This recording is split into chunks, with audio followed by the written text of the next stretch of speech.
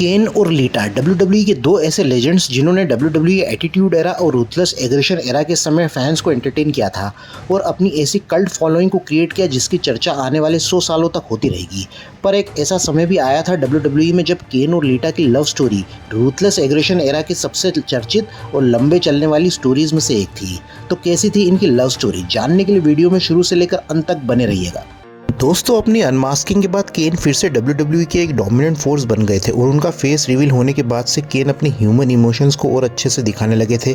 अब वे सिर्फ ह्यूज और पावरफुल होने के साथ साथ अपने सैडिस्टिक और साइको कैरेक्टर के ट्रेड्स और मैनरिज्म्स को दिखाने लगे थे। और उनका एक फेमस स्टोरी लाइन था 2004 के समय जब वे लीटा के प्यार में पड़ गए थे। और दोस्तों, ऐसा नहीं है कि केन के साथ ऐसा फर्स्ट टाइम हुआ हो। केन डेविल्स फेवरेट डीमन के साथ साथ डिवास फेवरेट डीमन भी रहे हैं। उनका चाइना टेरी रनल्स स्टोरी के साथ भी रिलेशन रहा है। इस कहानी की शुरुआत हुई थी जब केन रेसलमेनिया 20 में रिटर्निंग अंडरटेकर से हार गए थे और लीटा WWE के एटीट्यूड एरा के टाइम से ही एक स्टेब्लिश डिवा हो चुकी थी और वुमेंस डिवीजन के वे टॉप परफॉर्मर्स में से एक थी। और हार्डी बॉयज़ भी उस टाइम पर WWE के मेजर स्टार्स थे जब रूथलेस एग्रेशन एरा स्टार्ट हो जाने के बाद से ही। और ब्रांड स्प्लिट के बाद मैट हार्डी रॉ में ड्राफ्ट हो गए थे और लीटा ने भी अपना रिटर्न किया था 2003 के एंड में। लीटा और मैट दोनों रिलेशनशिप में थे। रॉ के एक इंटरजेंडर मैच में मैट हार्डी ने लीटा को टैग करने से रिफ्यूज़ कर दिया था, पर रियलिटी में ये स्टोरी लाइन से विंस बैकस्टेज खुश नहीं हुए थे। इस स्टोरी लाइन को एक ट्विस्ट दिया गया था और स्टोरी को फिर से शुरू किया गया। अप्रैल 19, 2004 में एक बार फिर से इंटरजेंडर मैच होता है वाल विनस लीटा का मैट हार्डी और गेल किम के साथ। मैच स्टार्ट होने से पहले केन की एंट्री हो जाती है। केन वाल विनस को चोक स्लैम देकर लीटा को कॉर्नर करने लगते हैं और मैट हार्डी रिंग से बाहर आ जाते हैं, पर अचानक से वे लीटा को केन से बचाने का प्रयास करते हैं, पर केन मैट हार्डी पर भारी पड़ते हैं और उन्हें चोक स्लैम देकर पटक देते हैं और चले जाते हैं। अगले हफ्ते केन फिर से लीटा के मैच में इंटरफेयर करते हैं और उन्हें कॉर्नर करके वे उनके बालों को सूंघते हैं और उन्हें किस करने की कोशिश करते हैं। और केन की इन हरकतों से लीटा वहां से भाग जाती है और बैकस्टेज लीटा भागकर मैट से टकरा जाती है। यहाँ मैट लीटा को भरोसा दिलाते हैं, पर केन पीछे से उन पर अटैक कर देते हैं और केन और मैट का मैच सेट हो जाता है। जब इनका मैच होता है तो केन फिर से हार्डी पर भारी पड़ते हैं और लीटा वहां आकर केन से रिक्वेस्ट करती है कि वे हार्डी को और तकलीफ ना दे और केन लीटा को किस कर देते हैं। अगले हफ्ते मैट जेरिको के हाईलाइट रील में आकर कहते हैं कि वे सारी चीज़ें जो उनके और लीटा के बीच चल रही है उसे वे ठीक करना चाहते हैं। मैट लीटा को बुलाते हैं, पर टाइटन पर लीटा अपीयर होती है और लीटा को केन ने किडनैप करके और बंदी बनाकर रखा था बैकस्टेज के बेसमेंट में और हार्डी लीटा को बचा लेते हैं। अगले हफ्ते फिर से केन का टॉर्चर मैट और लीटा के लिए कंटिन्यू रहता है। फिर केन के मैच में मैट इंटरफेयर करते हैं, पर केन फिर से हार्डी पर भारी पड़ते हैं और चेयर के नीचे हार्डी को फंसाकर बस वे मैट को हर्ट करने ही वाले होते हैं कि लीटा वहां आकर केन को रोकती है और केन के प्रपोजल को वे एक्सेप्ट करती है। अगले हफ्ते मैट लीटा को बैकस्टेज कन्फर्ट करते हैं और लीटा मैट को बताती है कि उन्हें बचाने के लिए लीटा ने वो कहा था। फिर केन लीटा के लॉकर रूम में ही छिपे होते हैं और केन लीटा को कहते हैं कि अभी ये ख़त्म नहीं हुआ है, ये तो बस शुरुआत है। और उसी रात केन 20 मैन बैटल रॉयल जीत लेते हैं और वर्ल्ड हेवीवेट चैंपियनशिप के नंबर 1 कंटेंडर बन जाते हैं। क्रिस बेनवा और उनका मैच होता है बैड ब्लड पेपर व्यू में, जहां केन बेनवा से हार जाते हैं। और अगले हफ्ते रॉ के एपिसोड में लीटा गेल किम को डिफीट करके वुमेंस चैंपियनशिप की नंबर 1 कंटेंडर बन गई थी। और शो के बाद ये रिवील होता है कि केन ने बिशॉफ से रिक्वेस्ट करी थी उनके लिए वुमेंस चैंपियनशिप मैच के लिए। और एक बार बैकस्टेज लीटा को प्रेगनेंसी किट के साथ दिखाया गया था और उसे वे टेस्ट करती हैं। फिर स्टेसी को वे बताती हैं कि वे प्रेग्नेंट है और स्टेसी को वे ये बात किसी को ना बताने के लिए कहती हैं। और अगले हफ्ते स्टेसी मैट को बधाई देती हैं और मैट कहते हैं कि वे लीटा को प्रपोज करेंगे। जब मैट लीटा को प्रपोज करते हैं तो केन टाइटन पर आ जाते हैं और लीटा के बच्चे को वो अपना बच्चा बताते हैं और ये रिवील होने के बाद मैट और लीटा रोने लगते हैं। फिर बैकस्टेज लीटा मैट को समझाती है कि केन के साथ वे इसलिए सोई थी कि वे मैट को प्रोटेक्ट करना चाहती थी केन से और केन मैट को बहुत बुरी तरह से हर्ट ना करे और वे सिर्फ मैट से ही प्यार करती है। फिर 28 जून रॉ के एपिसोड में केन एक प्रोमो कट करते हैं और मैट केन पर अटैक कर देते हैं और वेंजेंस पेपर व्यू में केन और मैट हार्डी का नो डिस्क्वालिफिकेशन मैच सेट हो जाता है। केन और मैट हार्डी का मैच वेंजेंस में बहुत शानदार हुआ था। दोनों ने पूरी अरीना में ब्रॉल किया था। केन पूरे मैच में मैट हार्डी को पनिश करते हैं ब्रूटली, फिर हार्डी भी फाइट बैक करते हैं, पर केन जैसे अपोनेंट के साथ लड़ना कोई बच्चों का काम नहीं।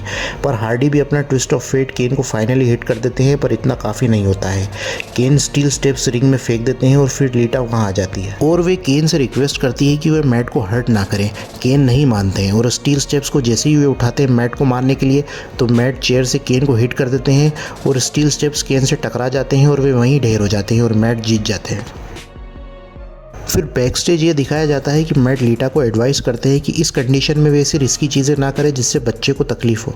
अगले मंडे हाईलाइट रील में केन अपीयर होते हैं। लीटा को वे कॉल आउट करके उन्हें मैट के अगेंस्ट लॉस के लिए ब्लेम करते हैं। लीटा कहती है कि वे उनसे परेशान हो चुकी है। केन कहते हैं कि वे मैट को हर्ट करने से और बुरी चीज़ कर सकते हैं, पर लीटा कहती है कि वे इससे इम्प्रेस नहीं हुई है। मैट अपनी रक्षा खुद तुमसे कर सकता है और वो तुमसे ज़्यादा डिजर्विंग मर्द है।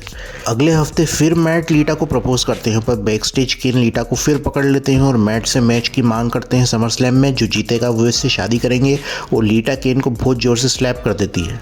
फिर केन और मैट का कॉन्ट्रैक्ट साइन होता है, फिर से वे फाइट करने लगते हैं और मैट केन को मेटल ब्रीफ केस से हिट कर देते हैं। फिर उनका जब समर स्लैम मैच होता है तो हार्डी अपना पूरा जोर देते हैं केन को रोकने के लिए, पर केन एक मॉन्स्टर है जिसे रोकना या काबू करना पर्वत पर काबू करने जैसा है। फिर लीटा रिंग बेल मैट को पास कर देती है और हार्डी उससे केन को मारने लगते हैं। फिर एंड में रिंग कॉर्नर में केन को मैट डीडीटी देने की कोशिश करते हैं, पर केन उसे चोकस्लैम में रिवर्स कर देते हैं और केन जीत जाते हैं। और स्पेकुलेशन के चलते केन और लीटा की वेडिंग नेक्स्ट मंडे को रॉ में होती है और बैक स्टेज दूसरी डिवास लीटा के मजे लेते हुए उन्हें कुछ गिफ्ट्स देती है और उनकी वेडिंग सेरेमनी को पूरे रिंग में सजाया जाता है। और डेविल्स फेवरेट डीमन केन यहाँ वाइट वेडिंग सूट में दिखते हैं और जब उनकी वेडिंग होती है केन एक स्पीच देते हैं और लीटा को वे अपनी प्रॉपर्टी बताते हैं और लीटा इसके बदले में उन्हें बहुत हार्श वर्ड्स बोलती है जिसे केन बर्दाश्त नहीं कर पाते, पर अपने आप को वे नॉर्मल दिखाते हैं। फिर मैट केन पर अटैक कर देते हैं और रिंग के बाहर वे उन्हें ट्विस्ट ऑफ फेट दे देते हैं और वे लीटा को वहाँ से भगाने वाले ही होते हैं कि टाइटन रन पर आग लग जाती है और केन मैट को मारते हैं और उन्हें चोकस्लैम दे देते हैं। फिर उनकी वेडिंग सेरेमनी कंप्लीट होती है और केन वहाँ से लीटा को किस करके चले जाते हैं। इसके बाद मैट हार्डी एक साल के लिए WWE से ऑफ ले लेते हैं नी इंजरी के चलते, और केन वर्सेस मैट हार्डी के जो मैचेस हुए थे बहुत एक्साइटिंग और शानदार हुए थे और दोनों रेसलर्स ने अपने करियर के बेस्ट मैचेस दिए थे। सितंबर 13 रॉ के एपिसोड में सिनिट्स्की का डेब्यू मैच होता है केन के अगेंस्ट और मैच के दौरान केन लीटा के ऊपर गिर जाते हैं क्योंकि सिनिट्स्की ने चेयर से उन पर पीछे से वार किया होता है और केन यहाँ फेस हो जाते हैं और सिनिट्स्की से वे बदला लेंगे अपनी वाइफ के मिसकैरेज के लिए। फिर सिनिट्स्की एक इंटरव्यू सेगमेंट में कहते हैं कि इट्स नॉट माई फॉल्ट, जो बाद में उनका एक फेमस कैचफ्रेज बन जाता है और क्विकली वे एक हील रेसलर में तब्दील हो जाते हैं। फिर केन वर्सेस सिनिट्स्की का मैच सेट हुआ था टैबू ट्यूसडे पेपर व्यू में। टैबू ट्यूसडे पेपर व्यू में केन वर्सेस सिनिट्स्की का मैच सेट होता है जहां पर सिनिट्स्की केन के लैरिंग्स को डैमेज कर देते हैं और केन यहां 4 मंथ्स के लिए टीवी से ऑफ हो जाते हैं क्योंकि वे अपनी सी नो इविल मूवी को शूट करने वाले थे। फिर सिनिट्स्की 2004 सर्वाइवर सीरीज में टीम ट्रिपल एच की तरफ से टीम ऑर्टन के अगेंस्ट लड़े थे, पर केन वर्सेस सिनिट्स्की का फ्यूड कंटिन्यू रहा था। रॉ के एक एपिसोड में कंट्रोवर्शियल मोमेंट होता है जिसमें सिनिट्स्की एक बेबी डॉल के साथ रिंग में आकर लीटा को मॉक करते हैं, जो जेरिको की हाईलाइट रील्स में आई थी, और सिनिट्स्की उस बेबी डॉल को क्राउड में किक कर देते हैं। ये थोड़ा अजीब और विवाद कर देने वाला सेगमेंट था। फिर केन यहाँ वापस आते हैं, सिनिट्स्की को न्यू ईयर्स रेवोल्यूशन में हराते हैं और उसी पेपर व्यू में लीटा और ट्रिश का मैच भी होता है। उसमें लीटा अपने नी को इंजर्ड कर लेती है और यहाँ ट्रिश और लीटा का फ्यूड चल रहा था। रॉयल रंबल 2005 में सिनिट्स्की और हाइडेनराइक का एक बैक स्टेज सेगमेंट होता है जहां पर हाइडेनराइक का केन के भाई अंडरटेकर के साथ कैस्केट मैच था और सिनिट्स्की उनके मैच में इंटरफेयर करती है और केन यहाँ अपने भाई टेकर की मदद करता है। फिर इसके अगले रॉ के एपिसोड में केन सिनिट्स्की को स्टील केज मैच में हराते हैं और अपने फ्यूड का एंड करते हैं और लीटा यहाँ अब केन के साथ दिखती है और उनके बीच बहुत सारे मूवमेंट्स होते हैं। जो समझदार है वो समझ जाएंगे। ट्रिश और लीटा के फ्यूड के दौरान ट्रिश विजरा को अपना बॉडीगार्ड हायर करती हैं और केन बैकलैश पेपर में विजरा को हरा देते हैं। फिर इसके बाद केन का मैच होता है money in the bank winner एज से गोल्ड रश टूर्नामेंट के फाइनल में, जिसमें लीटा केन को धोखा दे देती है और एज केन को हरा देते हैं और केन वर्सेस एज का फ्यूड यहाँ स्टार्ट हो जाता है। तो दोस्तों यहाँ पर केन और लीटा की लव स्टोरी एंड होती है और केन वर्सेस एज का फ्यूड यहाँ स्टार्ट हो जाता है, जिसका वीडियो भी हमारे चैनल पर अवेलेबल है, आप उसे देख सकते हैं।